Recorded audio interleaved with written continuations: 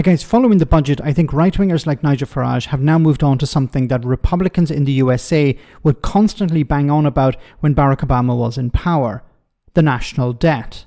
And I believe the Reform UK leader is planning to use this as a stick to beat the new government over the head with over the next number of years. So first of all, yes, the debt is rising and represents about 100% of GDP, which could be a serious problem when it comes to economic stability and the money that's going on interest payments and how this would impact public services. But while Farage may turn this into a talking point, he's unlikely to provide a solution. Let's just begin on the national finances. I just feel that neither party are levelling with the public about just how big the national debt's getting.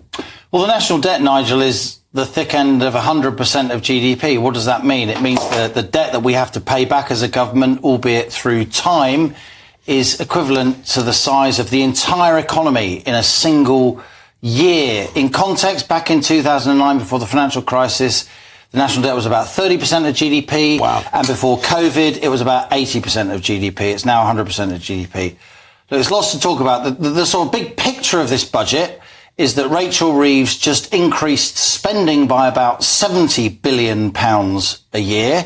She increased taxation by about 40 odd billion pounds a year, most of which she tried to blame on a Tory black hole. So that means borrowing more of £30 billion a year. These are very, very big numbers. So what it means then is that the size of that national debt is going to get bigger. The size of the national debt is going to get bigger, but also, and that's, as you borrow more each year, you add up all those borrowings, that is your stock, as we say, of national debt. And when you're borrowing an extra £30 billion a year over 5 years, you're borrowing an extra, well, I did the sums, she's borrowing an extra £142 billion a year over the next 5 years.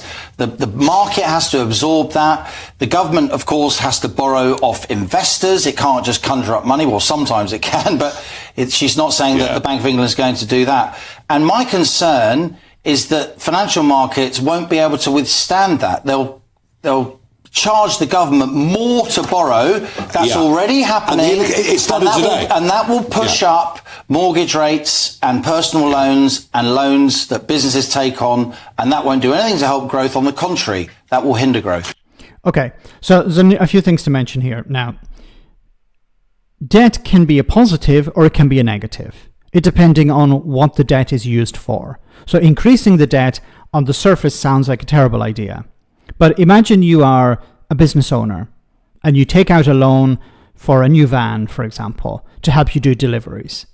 That's you getting into debt. But the new van is going to help you do deliveries, more deliveries, faster deliveries, and increase your business. So that's an investment. Now, what we're hoping is that the Chancellor is borrowing money to invest, because if these are investments, then it's going to have a return on that investment. It's going to help the exchequer. Now, once again, debt, what you're going to hear from the likes of Nigel Farage and the right wing is that debt is always a problem. It needs to come down, but they won't tell you how to bring it down, apart from maybe austerity. Now, once again, debt can be a problem. It can also be a benefit. Once you have money, you invest it in the economy, you get a return on that, and then it's no longer a problem. There are issues, of course, as I mentioned at the beginning. You have to pay those interest payments, and there's also the risk of economic instability where you're more exposed. But let's say, for the sake of argument, the government do borrow huge amounts of money and then they decide we have to pay it back. How can they do that? Well, economic growth is one way of reducing debt, because if your economy is growing, your tax intake is increasing, so you can reduce the amount of debt that you have. You can pay it off and reduce the amount of national debt. So that's one way. Spending cuts, as I mentioned before, austerity is one way, but we saw that that's not a good way to run an economy.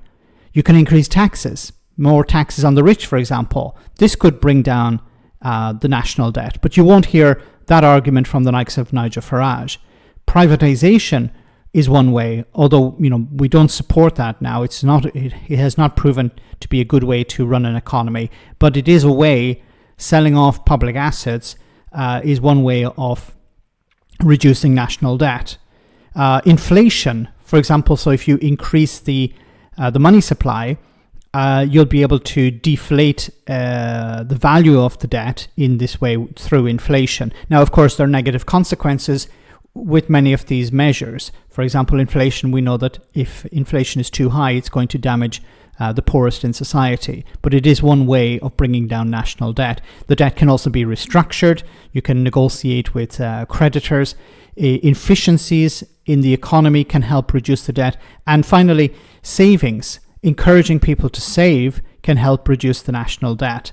Now, I think from Farage and the right wing, what you're going to hear is that national debt is a massive problem. It's out of control. It could be a problem, but it depends on what you're doing with that extra cash, what you're doing with that debt. But you're going to hear, I think, from the right wing that the only way to deal with this is through austerity, cutting public services. The Farage has mentioned this before, that the government is too big. It needs to be reduced. Reform UK, it's one of their mantras, reduce the size of the government. It's inflated. It's too, it's overwhelming, and it needs to come down. So their solution to reducing the national debt, which they're going to push as a major problem, would be, of course, austerity. But we saw what austerity has done. So once again, the national debt can be a problem if it's not dealt with in the right way and if the money is used for bad investments. But we hope that's not going to be the case. Let me know in the comment section, guys, what you think. As always, your comments are greatly appreciated. Thanks a lot.